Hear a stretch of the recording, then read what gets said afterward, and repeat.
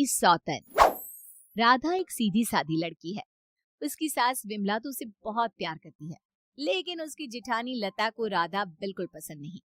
राधा अपने ससुराल में बहुत खुश थी, लेकिन उसकी ये खुशी ज्यादा दिनों तक नहीं टिकी, क्योंकि राधा का पति मिहिर उसकी सौतन ले आया। ये कौन है जी? आप किसको घर पर ले आए?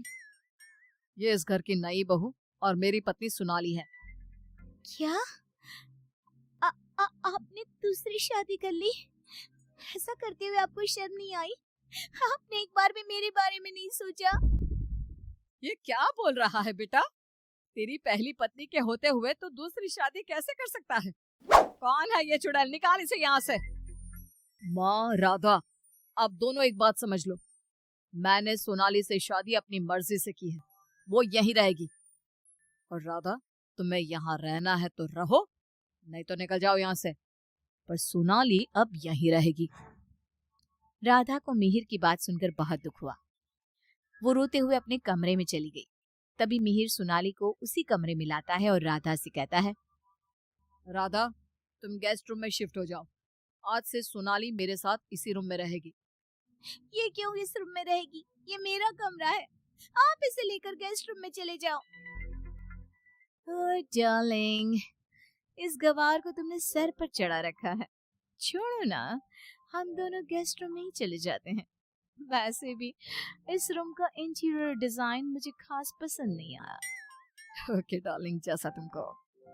मिहिर उसे लेकर चला जाता है और राधा कमरे में बैठकर बहुत रोती है। तभी वहां पर विमला और लता आ जाती हैं।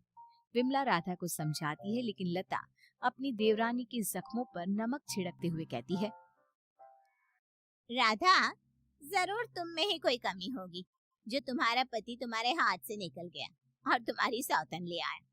मेरे पति तो बिल्कुल वैसे नहीं है। वो किसी दूसरी औरत को आंख उठाकर देखते तक नहीं है। हाँ, मेरी ही कमी है कि मैंने उन्हें भगवान की तरह पूजा, उनकी हर छोटी से छोटी बात का ख्याल रखा। मुझे नहीं पता था कि वो मेरे साथ ऐसा करेंगे। लता बहू, ये कोई समय है ऐसी बातें करने का? जाओ, राधा के लिए कुछ खाने को ले आओ। अगली सुबह सब बैठकर नाश्ता कर रहे थे। तभी सोनाली और मिहिर भी वहां आ गए। सोनाली कहती है, डार्लिंग, क्या यहाँ रोज इतना ही ऑयली ब्रेकफास्ट बनता है? मुझे इतना ऑयली खाने की आदत नहीं। सुबह कुछ हेल्दी फूड खाना चाहिए। आज तुम ये खा लो डार्लिंग, कल से तुम जो कहोगी इस घर में वही बनेगा। ओके डार्लिंग, मैं आज तुम्हें अपने हाथों से खाना खिलाऊंगी। सोनाली मिहिर को अपने हाथों से खाना खिलाती है। ये देखकर राधा को बहुत दुख होता है। उसके बाद मिहिर अपने ऑफिस चला जाता है। तब लता सोनाली से कहती है, सोनाली, कैसा लगा तुम्हें अपना ससुराल? अच्छा है, लेकिन यहाँ कोई भी मुझे पसंद नहीं करता। पसंद तो मुझे भी कोई नहीं करता। सब उस राधा के आगे पीछे ही घूमते हैं। चलो छोड़ो इन बातों को, आओ मैं तुम्हें घर दिखाती हूँ। लता सोनाली से बहुत बातें करती है। जब मिहिर घर पर नहीं होता तो दोनों आपस में घंटों बातें करती। लता और सोनाली की नजदीकियां देखकर विमला सोचती है, ये लता बहू हमेशा सोनाली से गुड़ पर चींटी की तरह क्यों चिपकी रहती है? राधा से तो कभी इसने ढंग से बात भी नहीं की। राधा भी तो इसकी देवरानी है और ये देवरानी से बोलती तक नहीं, लेकिन देवरानी की सौतन से चिपकी रहती है। विमला ये सब सोच ही रही होती है कि तभी वहां राधा आकर पूछती है, माँ जी, आज रात के खाने में क्या बनाऊं? अरे राधा, मुझसे क्या पूछ रही है? अपने पति से पूछ। मिहिर जी। राधा कुछ बोल पाती इससे पहले ही मिहिर बोल पड़ता है, माँ, मैं और सोनाली आज शाम मूवी देखने जाएंगे और डिनर भी बाहर करेंगे, तो आप हमारे लिए कुछ मत बनाना। ये बोलकर मिहिर वहां से चला जाता है। राधा रोते हुए अपनी सास से कहती है, देखा माँ जी आपने, आप ये मुझसे बात करना भी पसंद नहीं करते। ये मेरे साथ ऐसा बर्ताव करते हैं जैसे मैं इस घर में रहती ही नहीं हूँ। अरे ना ना बेटा, रो मत तू। उस सोनाली का जादू इसके सर से उतरेगा ना तो ये फिर से तुम्हारे पास ही आएगा। शाम को मिहिर सोनाली को आवाज देता है, सोनाली, सोनाली जल्दी बाहर आओ। इतनी देर करोगी तो मूवी शुरू भी हो जाएगी। ओह डार्लिंग, तुम तो तैयार भी नहीं होने देती। देखो, कैसी लग रही हूँ मैं? हमेशा की तरह बहुत खूबसूरत। अब चलो जल्दी करो, बहुत देर हो रही है। मिहिर सोनाली के साथ चला जाता है। ये सब देखकर राधा बहुत रोती है। इसी तरह एक दिन सभी बैठकर खाना खा रहे होते हैं कि तभी मिहिर सोनाली से कहता है, सोनाली, कल मैं ऑफिस नहीं जाऊंगा, कल हम शॉपिंग पर जाएंगे। ठीक है डार्लिंग। बेटा, राधा को भी शॉपिंग पर ले जा, उसके सारे कपड़े पुराने हो गए हैं और वो दिन भर घर के कामों में लगी रहती है, कहीं बाहर ही नहीं जाती। बाहर जाएगी तो उसका मन भी बहल जाएगा। क्या कह रही हो माँ? मैं राधा को लेकर बाहर जाऊंगा? कभी नहीं। सॉरी माँ, लेकिन मेरे पास टाइम नहीं है। मैं आपको रुपया दे दूंगा, आप चली जाना उसे लेकर। बेटा, तू तो राधा को बिल्कुल भूल गया है, मगर ये याद रख, वो आज भी तेरी पत्नी है और इसी घर में रहती है। हाँ, तो वो क्यों रह रही है इस घर में? चली क्यों नहीं जाती? राधा, अगर तुम चाहो तो मैं तुम्हें तलाक दे सकता हूँ। तुम ठीक से सोच लो और अपना फैसला मुझे बता देना। बदले में जो चाहो वो मैं तुम्हें दे सकता हूँ। मिहिर की बात सुनकर राधा के ऊपर मानो बिजली सी गिर गई। इसी तरह कुछ दिन बीत गए। राधा अब बहुत दुखी और चुप चुप रहने लगी।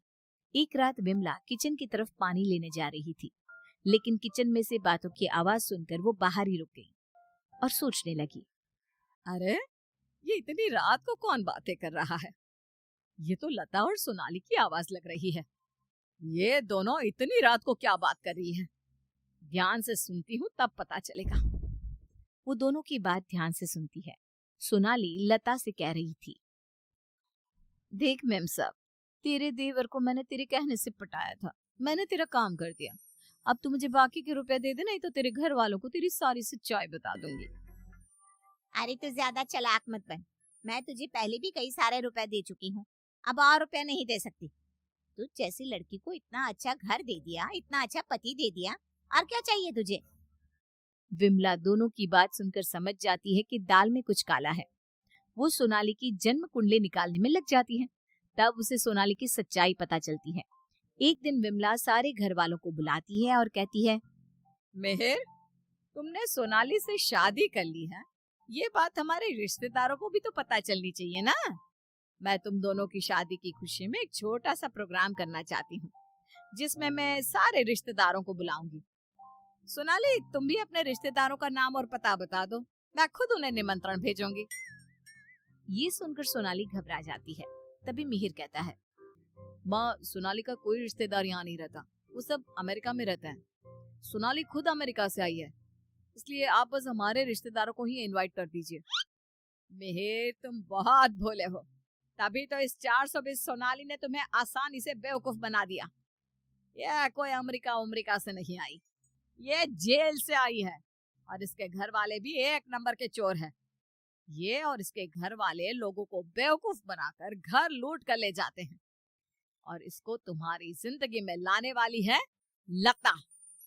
लता, अब तुम बताओ, क्यों किया तुमने ऐसा? हाँ, मैंने ही सोनाली को रुपए दिए थे कि वो मिहिर को अपने प्यार की जाल में फंसा ले और मेरी देवरानी की सौतन बनकर इस घर में आ जाए। लेकिन भाभी, आपने ऐसा क्यों किया? क्योंकि मैं जलती थी तुमसे। घर के सभी लोग और माँ तुमसे प्यार करते थे, मैं तुमसे बदला लेना चाहती थी, इसलिए मैंने ऐसा किया। भाभी, आपको शर्म आनी चाहिए। आपने मेरा घर बर्बाद किया, मैं आपको कभी माफ नहीं करूंगी। सारी सच्चाई जानने के बाद मिहिर सोनाली को घर से निकाल देता है और राधा से माफी मांगता है। राधा, मुझे माफ कर दो, मैंने तुम्हारे साथ ठीक नहीं किया। मिहिर, मैं तुम्हें माफ नहीं कर सकती और ना ही तुम्हारे साथ रह सकती हूँ। मैं जा रही हूँ ये घर छोड़कर। लेकिन राधा, इसमें मेरी क्या गलती? ये सब तो भाभी ने किया है ना, मैं तो बेकसूर हूँ। अगर सोनाली सच में अच्छी लड़की होती तो क्या तुम उसे छोड़ते? कभी नहीं। और इस बात की क्या गारंटी है कि कल तुम्हें सोनाली से अच्छी लड़की मिलेगी तो तुम दोबारा ऐसी गलती नहीं करोगे? राधा अपना सामान लेकर घर से जाने लगती है। विमला और मिहिर उसे बहुत रोकते हैं, लेकिन वो नहीं रुकती। राधा जाते जाते अपनी जिठानी से कहती है, भाभी, आप क्यों उदास खड़ी हो? आपने जो चाहा था वो तो पूरा हो गया ना। मैं जा रही हूँ हमेशा के लिए। अब आप ही इस घर की बहू हैं। अब सब आपको ही प्यार करेंगे, बस।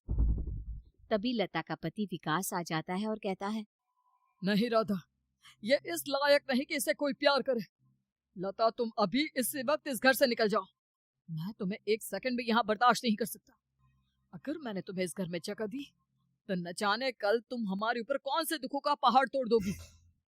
लता विकास से बहुत माफी मांगती है, लेकिन वो उसे घर से निकाल देता है। लता को इस बात का पछतावा था कि उसने अपना हंसता खेलता घर बर्बाद कर दिया। ना तो विकास अपनी पत्नी लता को माफ करता है और ना ही राधा अपने पति मिहिर को माफ करती है।